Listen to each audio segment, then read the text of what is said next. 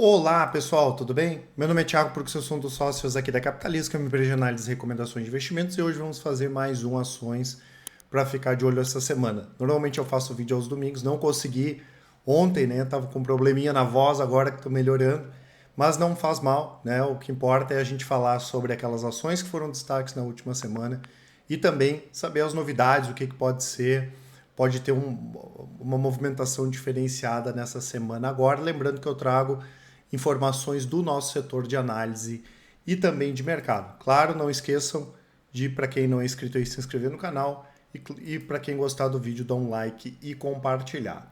A semana passada, né, pessoal, foi mais curta em função do carnaval. Nós tivemos no cenário global os sinais aí das principais economias, como do Reino Unido, Estados Unidos, União Europeia, que não devem entrar em recessão profunda, né? Isso foi um fator positivo. Inclusive, a gente tem no Reino Unido, nos Estados Unidos, as menores taxas de desemprego aí nos últimos 40, 50 anos. Por outro lado, né, mesmo isso sendo positivo, o mercado fica receoso, né, dessa possibilidade com que esses movimentos façam com que os bancos centrais elevem os juros, porque isso pode trazer pressão na inflação. Né? Então a gente vai ter sempre essa questão de ver notícias positivas também junto com notícias negativas. Né? Aqui no Brasil a gente encontra hoje a inflação mais comportada, mais acomodada, mas lá fora vem indicadores bons, indicadores ruins, e hoje o principal fator é o que o mercado mais olha, é essa questão da inflação. Né? A gente esperava que o Fed fosse fazer mais duas altas de 0,25 ponto percentual e praticamente, né, selando agora a terceira alta que eles devem fazer esse ano ainda, pelo menos mais três altas de 0,25, tá? Então, na última semana o que movimentou o mercado foi isso, né, pessoal? Mais essa questão de inflação. Isso vai continuar em foco aí nessa semana. E aqui no Brasil, vários indicadores importantes sendo divulgados: o PIB do quarto trimestre, taxa de desemprego de dezembro, resultados fiscais e também os resultados de empresas, né, pessoal? Nós temos essa semana Energias do Brasil, ES Brasil, Intelbras, Pão de Açúcar, Brasil Foods, Cosan, Randon, Suzano, Brasil Minerva, né, CIA, Odontoprev, Petrobras, Gerdau, Marfrig, Gol, Caixa Seguridade, Ambev, Alupar, entre várias outras companhias. Lembrando que o IRB, né, anunciou que ia divulgar os resultados segunda-feira, hoje, né, e postergou para o próximo dia 8 de março. Né? Aqui trazendo os principais destaques de indicadores do ano. Hoje o Ibovespa teve uma leve baixa ali de 0,08%, lá fora a bolsa subiu. O Ibovespa então acumula uma baixa de 3,67% no ano e de 1,6%. Small, né, caindo quase 7%. O S&P em reais aqui, que seria o nosso IVVB 11, né, 1,82%, o dólar com baixa de 2,6%, o IFIX caindo, o Bitcoin subindo quase 40% e o CDI 1,95% já agora nos 2 primeiros meses desse ano. Em relação à tendência de curto prazo, técnica, de acordo com os nossos analistas, Ibovespa está em tendência de baixa, rompeu aqui aquele canal altista, né? Lembrando que aqui, né, pessoal, não é para dizer se vai subir ou cair, mas só para apontar o que dizem os gráficos, né, as tendências principais. O dólar segue totalmente sem tendência, né, até complicado fazer algum tipo de análise. A gente tem essa resistência forte lá na casa dos 5,50 e na casa dos R$ 5 esse suporte que mais uma vez no início de fevereiro foi testado e acabou se sustentando. Né? Qualquer movimento que der no dólar aqui graficamente tá ok. Né? Nós temos aqui o IVVB, que seria o S&P então em reais, vamos dizer assim, que está em tendência de alta, está num canal altista, e temos também o Bitcoin. A gente gosta de mostrar aqui um dos ETFs que tem na bolsa, né? Fica mais simples aí da gente mostrar também em tendência de alta, bastante coisa para recuperar ainda as criptomoedas, especialmente o Bitcoin, tá? Temos aqui alguns destaques de alta e de baixa da última semana, né, pessoal? Algumas varejistas aqui como Via, Marisa, Americanas, né? Nada em especial. Lembrando que Marisa e Americanas continuam nessa situação aí bastante complexa, bastante complicada. A Qualicorp também nada novo, caiu em torno aí de 9%. E a Vamos 7,6%, a gente já tinha comentado sobre os resultados, né, que vão ser apresentados ou que já foram apresentados: Simpar, Movida, Vamos, JSL. Operacionalmente as empresas estão bem, mais a questão do endividamento mesmo, porque boa parte da dívida é atrelada ao CDI, né? Então, o que preocupa mais não é a parte operacional de vendas, mas sim em relação a essa questão do endividamento, né? Então, se o juro volta a subir, que não é a nossa expectativa hoje, mas se a taxa de juro pelo menos não tem uma perspectiva de no 2024, quem sabe, começar a cair, fica muito ruim para essas empresas que têm um endividamento bastante elevado. Temos aqui a Aeris, nada novo em relação a Aeris, né, pessoal? A gente recebe muitas perguntas sobre a empresa. A gente gosta do segmento, a empresa ela tem bastante potencial, apesar de ser nova, ela é uma das líderes, é a líder de mercado aqui no Brasil. A questão que a gente já comentou, primeiro, é um mercado que a gente tem poucas informações, principalmente das empresas chinesas, que são as maiores, né? Nem as próprias empresas do setor como a Aeris têm muitas informações. Então as chinesas começam a vender mundo afora. O que vai acontecer? A gente não sabe. E também é uma empresa que tem uma... É muito concentrado aqui os clientes da Aeris, né? Existe uma concentração da base de clientes. Temos aqui a NVIDIA, né, pessoal, que divulgou resultados mais fracos no quarto trimestre, porém, quando a gente olha as perspectivas de receita já para o primeiro trimestre de 2023, bastante positivas. Com isso, aqui a gente está falando dos BDRs, né? A gente recomenda ações lá fora também. A gente coloca normalmente os BDRs daquelas ações que tem, claro, para ficar tudo na mesma moeda, para ficar tudo em reais, mas para quem preferir negociar as estoques não tem problema. Temos aqui Mercado Livre, a mesma coisa, né? Divulgou um resultado fantástico, né, pessoal? A receita subiu 40% em relação ao quarto trimestre de 2021 e a empresa ganhou mercado sem contar ainda toda essa confusão que teve com Americanas. A gente já fez alguns vídeos falando de Mercado Livre, que inclusive, né, a empresa que mais deveria se beneficiar com esse problema de Americanas, justamente Mercado Livre, né? Para vocês terem uma ideia, ao contrário de outras empresas que nos seus braços financeiros tiveram aumento de inadimplência, a gente pega o Mercado Pago, a inadimplência caiu e a receita subiu, né? Então, uma empresa bastante preparada para essa questão de e-commerce. A Tronox, né, pessoal, esses dias até eu fiz um vídeo que eu comentei sobre ela. Ela divulgou alguns resultados negativos, muito em função da parte de custos, que subiu bastante, porém, né, é uma boa pagadora de dividendos, é uma micro cap aí que a gente acha bastante interessante. E a Santos Brasil, outra empresa bastante interessante também. Na última semana veio um zoom, né, da possibilidade da empresa receber uma oferta de compra. Se especulou, inclusive, de que a MSC, né, que é uma das maiores empresas do mundo, faria uma oferta de compra pela Santos Brasil. Nada confirmado. Ainda assim, na semana passada subiu 2,8%. Nós recebemos algumas perguntas de ações que subiram hoje, que caíram hoje, que subiram e caíram na última semana também. Nós tivemos Magazine Luiza, que tinha subido bem na sexta, nada novo, mas nós tivemos uma recomendação aí do Citi, que elevou as ações do Magazine Luiza. Tivemos BB Seguridade, também com recomendação aí de Santander. As ações caíram na última sexta, né? Santander diminuiu a recomendação para BB Seguridade.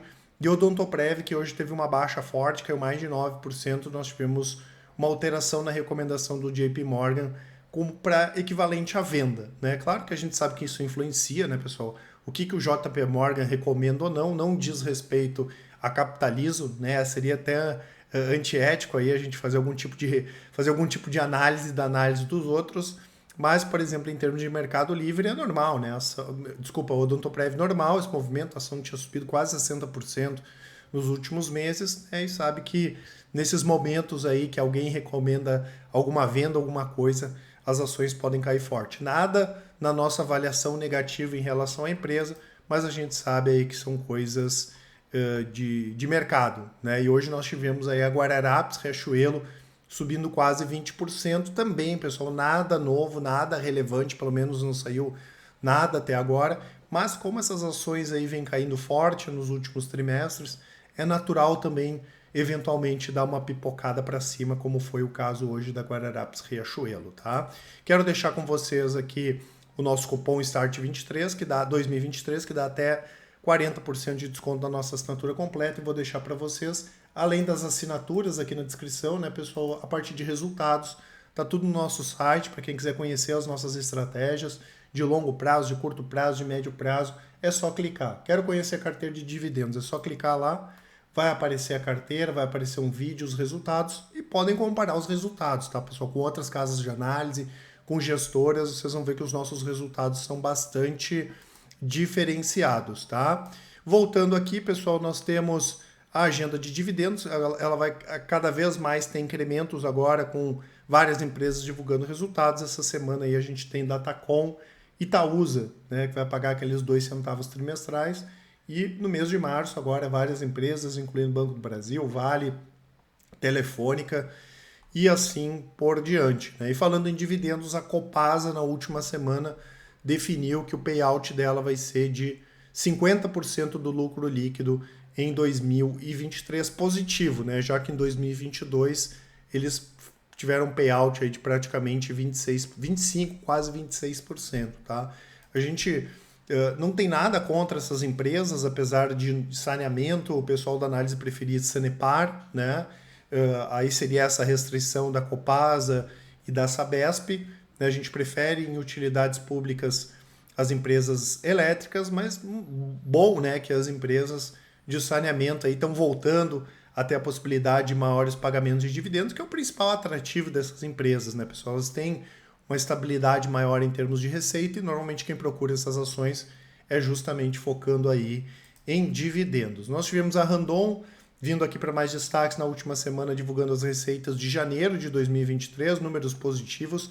A receita subiu 9% em relação a janeiro de 2021 e uma base de comparação alta, né, pessoal? De 2020 para 2021, a base de comparação já foi alta, de 21 para 22 também, e agora a mesma coisa. O que tem que acontecer com a Randon, né, pessoal, que não aconteceu nos últimos trimestres, é os custos impactarem menos, né? Madeira, outros materiais vem impactando demais, e à medida que a inflação deu uma cedida, os custos na Randon cederem, a empresa tem tudo aí para divulgar resultados mais positivos. Muita gente perguntando sobre a EMAI, né, pessoal, a possibilidade aí de privatização da empresa. Já era para ter saído, né, pelo menos há 2 anos, a privatização da EMAI. Provavelmente agora em São Paulo com o Tarcísio vai ficar mais fácil esse processo. E foi divulgado aí na última semana que o governo de São Paulo, que é o controlador principal, tem quase 98% das ações, voltou aí a ver a questão da viabilidade dessa privatização da empresa. A EMAI tem muito ativo para vender, né, pessoal? Muita terra, terreno, muita coisa que seria interessante aqui. Nós temos a SLC, que anunciou a compra aí de 12,4 mil hectares de terras na Bahia, que basicamente tem algodão plantado, né? Eles vão pagar em torno de 470 milhões de reais em 3 parcelas. O que acontece, né, pessoal? Muitas dessas empresas, como é o caso de Brasil Agro, SLC e outras companhias, aproveitam esse momento para fazer uma rotação de ativos, algumas venderam ativos. A gente sabe que esse é um momento que tem muita terra aí que está com uma valorização boa e é interessante, né? Muita gente pergunta, mas eu preciso ter um fundo imobiliário para ter ativos, né, como prédios, terras? Não precisa, né? A gente pega ações, nada contra fundos imobiliários, pelo contrário, a gente recomenda, mas a gente tem que lembrar também que as próprias empresas têm imóveis, né? E um dos imóveis que mais beneficiam nessas épocas de inflação alta é justamente esses imóveis, essas terras que são produtivas, né? Então, Suzano, Klabin, SLC e várias outras empresas aí se beneficiam. A gente não pode esquecer que as commodities tendem a continuar se valorizando, principalmente essas agrícolas, e o Brasil é muito importante em várias delas, soja, milho, algodão, a próprio soja, milho, algodão, café, várias outras. Aí o Brasil está entre os principais produtores e também os principais exportadores do mundo. Falando em commodity, né, pessoal, a Irani divulgou resultados, bons resultados, né, a receita praticamente estável com o quarto trimestre de 2021, que também tinha uma base de comparação forte. Lembrando que a gente tem uma expectativa boa para esse ano de vendas de papelão ondulado, né? Então, tanto papelão ondulado quanto embalagens, a Irani deve performar bem, as outras empresas do setor também em 2023. E nós tivemos também, né, a empresa já colhendo frutos da entrada da operação de Gaia 2, né, que ampliou aí a sua capacidade de produção. É outro ativo small cap bastante interessante aí para acompanhar Irani. Tivemos notícias da Oi, né, pessoal, informando que a Anatel liberou a venda de torres da empresa para a Highlight Brasil em torno de 1,7 bi, e a empresa deve, né, novamente pedir aí recuperação judicial, né? recentemente tinha saído, deve entrar novamente em recuperação judicial. O que a gente viu é que isso deve acontecer nessa semana, mais tardar, né, como diz o outro, na semana que vem. E a gente já comentou algumas vezes sobre isso, né, pessoal? Empresas que estão em recuperação judicial, a gente, para longo prazo, dificilmente vai recomendar. Temos recomendações de ativos que estão em recuperação, em reestruturação, mas a gente tem que ter muita paciência com esses ativos e posições pequenas também, né? Porque tinha muita gente falando aí que a Oi poderia recuperar, agora já pode pedir recuperação judicial de novo. Então, sempre com posições pequenas nesses ativos. E na semana passada, né, pessoal, foi uma semana bastante conturbada aí para as empresas de proteína. O Ministério da Agricultura confirmou um caso de vaca louca no Brasil, porém, né, não é aqueles casos que não devem infectar os outros bois, vamos dizer assim, né, os outros bichinhos lá também. E o que acontece, né, pessoal, já tem automaticamente já foram suspensas aí as exportações para a China. É uma medida que é como se fosse um gatilho já automático. Isso segue um protocolo aí sanitário, né? Então, desde a semana passada, as exportações já foram suspensas. Aquelas vindas do Brasil, né? Essas empresas como Minerva têm posição aí em outros países, segue ok, mas aparentemente deve ser pontual, né? Primeiro, porque não é um caso severo, como a gente falou, né? E segundo, porque a China depende, né? Então seria terrível para a China caso nós tenhamos aí, né, essa restrição aqui se mantendo nas próximas semanas. Então a gente entende que não tem nada aqui demais, né, em relação a essa questão aqui, e em breve, né, já deve voltar aí as exportações, tá certo, pessoal? Essas informações aqui que eu queria passar para vocês. Não esqueçam de aproveitar a nossa promoção. E como eu falo sempre, né, pessoal, dúvidas, mandem um e-mail para a gente, para contato@capitalizo.com.br, ou quem preferir, nos chamem no WhatsApp. É só mandar um áudio ou uma mensagem que com certeza o pessoal do atendimento auxilia a todos. Um grande abraço e ótimos investimentos. Até mais!